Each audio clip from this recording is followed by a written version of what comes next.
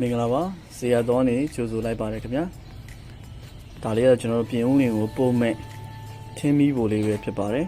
ဒါဆင်းမီးကိုမှလုပ်ငန်းသုံးလို့ရတယ်စိုက်ကြီးပါခင်ဗျဒါကျွန်တော်တပေခွဲအိုး3အိုး2ပေခွဲအိုး2အိုးလောက်ထိကျွန်တော်တို့စိုက်ကြီးသုံးလို့ရပါတယ်ဒီဘက်ကတော့ကျွန်တော်တို့ဒါအိမ်သုံးစိုက်လေးဖြစ်ပါတယ်ဒါဆမ်ပယ်လေးပါခင်ဗျဒါကတော့ကျွန်တော်လုပ်ငန်းသုံးစိုက်ဖြစ်ပါတယ်ပူရှင်ကတော့အရင်ပြင်းပါတယ်ခင်ဗျထင်းနေနဲ့ကိုကျွန်တော်တို့ဒီအိုး3လုံးကိုကျွန်တော်တပြိုင်နက်တည်းတည်လို့ရမှာဖြစ်ပါတယ်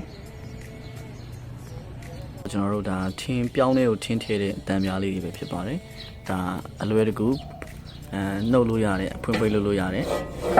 ကျွန်တော်တို့ဒါတန်ပြားရှင်လေးဖြစ်ပါတယ်ဒီနောက်ကတန်ပြား3ချောင်းကတော့ကျွန်တော်ဘာလို့ရလဲဆိုတော့ဒါကျွန်တော်တို့မီးပေါက်တွေကိုကျွန်တော်တို့3ပေါက်တစ်လုံးမထွက်ချင်ဘူးတစ်ပေါက်ထဲပဲ3ချင်တဲ့အခါဒါမှမဟုတ်2ပေါက်3ချင်တဲ့အခါမှာကျွန်တော်တို့ဒီတန်ပြားလေးတွေကိုဖွင့်ပိတ်လွယ်တကူလုပ်ပြီးတော့သုံးလို့ရပါထည့်ပြီးထားတာဖြစ်ပါတယ်ဒီကောင်ကတော့အမြင့်ကသူက3ပေနဲ့မှ3လက်မရှိပြီးတော့ကျွန်တော်တို့အကျယ်ကကျွန်တော်တို့လက်မ20ရှိမယ်အရှည်ကတော့ကျွန်တော်တို့ဒီမီးဘူး3ပေါက်ရှည်ကတော့5ပေရှိပါမယ်ခင်ဗျာတိုတယ်ကုန်ကြစိတ်ကကျွန်တော်တို့320ကျော်ပါမယ်ခင်ဗျာဒီထက်ကြီးရည်တွေတကယ်လို့ customize မှာနေတယ်ဆိုတော့ကျွန်တော်တို့လုပ်ပေးပါတယ်ခင်ဗျာဒါကတော့ကျွန်တော်တို့ပြောင်းပေါ်မူတည်ပြီးသွားပါမှာခင်ဗျာပြောင်းက6လက်မဆိုရင်ကျွန်တော်တို့ထင်းထိုးတဲ့ပေါက်က12လက်မပေါ့သူက1 2 2အဲ့လိုမျိုးသွားပါမယ်ခင်ဗျာဒါအိမ်3လေးဆိုရင်တော့4 8တို့ကျွန်တော်တို့3 6တို့ဒီလိုမျိုးချိုးစားလေးတွေနဲ့ကျွန်တော်တို့ customize လုပ်လို့ရပါတယ်